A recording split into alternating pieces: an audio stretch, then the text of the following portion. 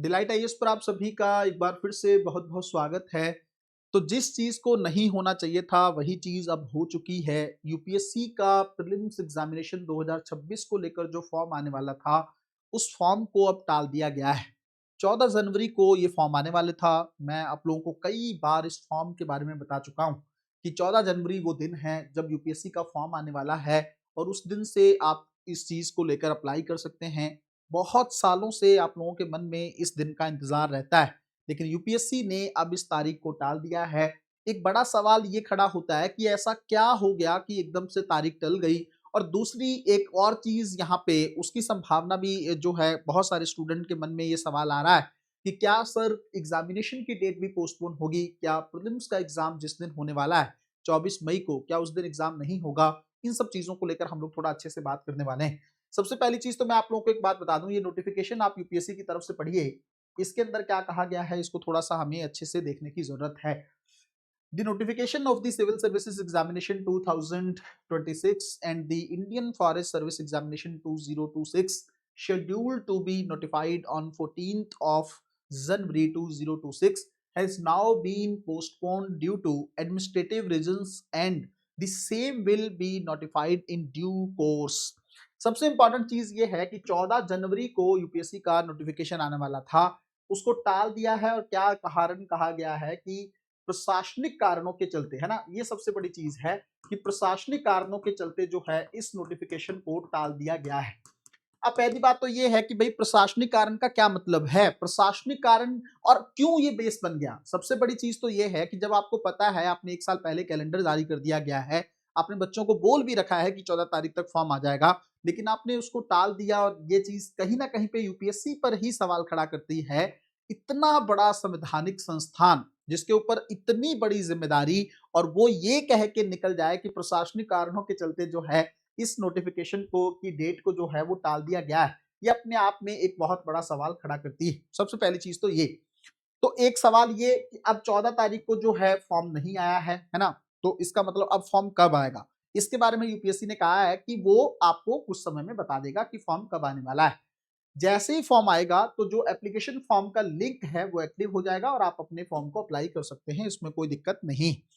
तीसरी चीज, प्रशासनिक कारणों का हवाला कब दिया है, जब तुरंत फॉर्म जिस दिन आने वाला है उसी दिन का नोटिफिकेशन आपके सामने आता है। पहले तैयारी नहीं की जाती, कोशिश नहीं की जाती कि जिस डेट को हमने अनाउंस किया है, हालांकि वो टेंटेटिव डेट होती है, ऐसा नहीं होता है कि भाई उसी दिन आएगा ही आएगा हर हाल में। एक प्रस्तावित तिथि होती है कि भाई इस दिन तक आ सकता है और ये जो है फॉर्म की अंतिम तारीख होगी, इस तरह से यूपीएससी पहले बता देता है। पर बात ये है कि देखो, पीसीएस ये कोई काम कर दे तो समझ में आता है, बट यूपीएससी जैसा संस्थान जिसके पिछले कुछ समय में वैसे ही छवि को लेकर सवाल खड़े हो रहे हैं, वो ये सब चीजें करे, ये अपने आप में सोचने वाली बात है। तो फॉर्म तो देखो जल्दी आ जाएगा, इसको लेकर आप लोगों को परेशान नहीं होना है। बहुत जल्द यूपीएससी की तरफ से इसका नोटिफिकेशन भी आएगा और इवन जो आपका एप्लीकेशन फॉर्म का लिंक है वो एक्टिव हो जाएगा, उसको लेकर आपको परेशान नहीं होना है। अब सवाल ये है, कुछ स्टूडेंट के मैसेज आ रखे हैं कि सर क्या एग्जाम भी आगे बढ़ेगा क्या। तो इसका मैं आपको एकदम क्लियर कट आंसर दे देता हूं कि एग्जाम 24 मई को ही होने वाला है। इसको कोई, आप इसको, मुझे नहीं लगता कि कोई टाल सकता है। पिछली बार जंग का माहौल हो गया था, तब भी मैंने आपको कहा था कि भाई एग्जाम सेम डेट को होने वाला है, और जो है एडमिट कार्ड इतना डिले करने के बाद भी यूपीएससी ने एग्जाम दे लिया था।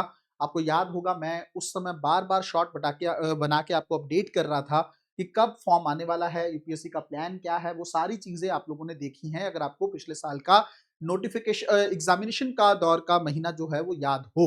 इस बार भी मैं आपको कह रहा हूं कि 24 मई को ही एग्जाम होगा, जो है बशर्ते चीजें सब नॉर्मल रहें, भारत के साथ कोई अनिश्चित घटना ना घटे, तो 24 मई को ही एग्जाम होगा। एग्जाम को लेकर आप लोगों को नहीं सोचना है। रही बात जो अप्लाई करने को लेकर, तो जल्दी ही उसका भी आ जाएगा लिंक, उसमें भी, उसको लेकर भी आपको परेशान नहीं होना है। लेकिन ध्यान किन चीजों को लेकर रखना है, शुरू के 2-3 दिन में ही अप्लाई कर लेना। अगर आपको किसी एक स्पेसिफिक लोकेशन के ऊपर एग्जाम देना है, जैसे मान लो बहुत सारे बच्चे जो हैं, मुझे लगता है 80 से 90% बच्चे तो जो हैं दिल्ली में ही एग्जाम देते हैं।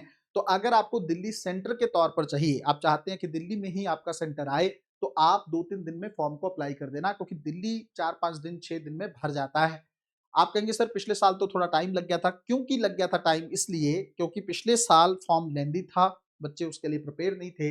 इस बार फॉर्म को लेकर ऑलरेडी प्रिपरेशन हो चुकी है, उनको पता है कि उनको कौन-कौन से दस्तावेज चाहिए और कौन सी चीज़ों को लेकर उनको पहले ही तैयार रहना है। तो इस बार जो है मुझे लगता है ज़्यादा से ज़्यादा 4 से 5 दिन या 1 वीक तक दिल्ली फ़ेल हो जाएगा।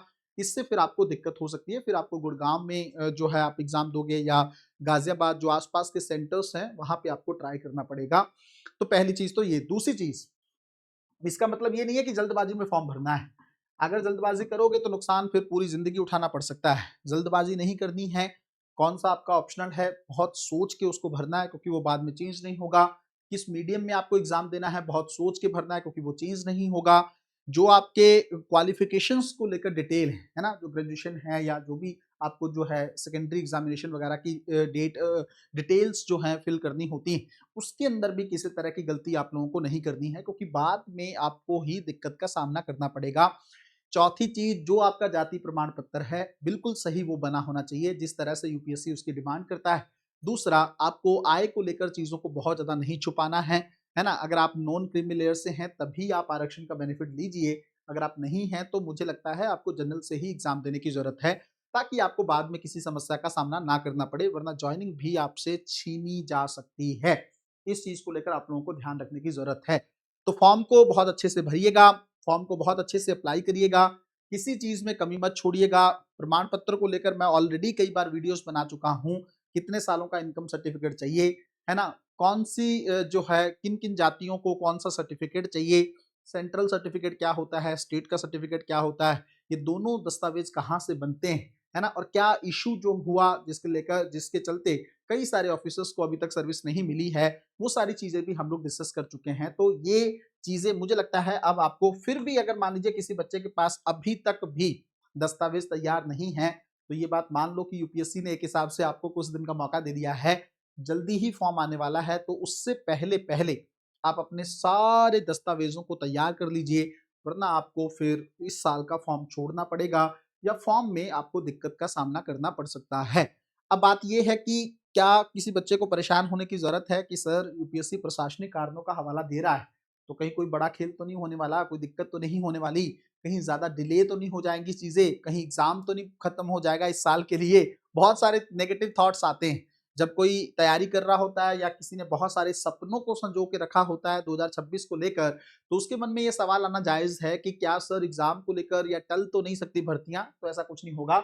900 से 1200 को लेकर लगभग कहा जा रहा है कि इसके बीच जो है इस बार रिक्तियाँ रह सकती हैं, है ना? 900 से लेकर 1200 के बीच में इस बार यूपीएससी में वैकेंसीज़ देखने को मिल सकती हैं, तो एक बहुत अच्छा आंकड़ा है।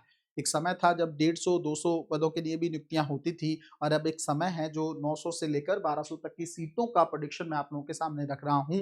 अगर आप चाहते हैं कि इस गोल्डन अपॉर्च्युनिटी का फ़ायदा उठाएँ, तो एकदम डेडिकेटेड वे में आप लोग यूपीएससी को अच्छे से डील कर सकते हैं। प्रीलिम्स के लिए अगर आप लोगों को करंट अफेयर को बहुत अच्छे से तैयार करना है, तो उसके लिए भी आपके पास एक अच्छा बैच मैं लेकर आया हूँ। 36 महीने का करंट अफेयर करवाया जा रहा है। एकदम टू द पॉइंट, एकदम स्पेसिफिक। अगर आप चाहें तो उसका डेमो वीडियो लाइव सेक्शन में जाकर आप लोग देख सकते हैं। डिस्क्रिप्शन में जो नंबर दिया गया है, उस नंबर पर आप लोग मुझसे कॉन्टैक्ट कर सकते हैं, बातचीत कर सकते हैं ताकि आप लोगों को उसको लेकर अगर बैच को जॉइन करना है, तो जल्द से जल्द आप लोग एनरोल कर सकते हैं।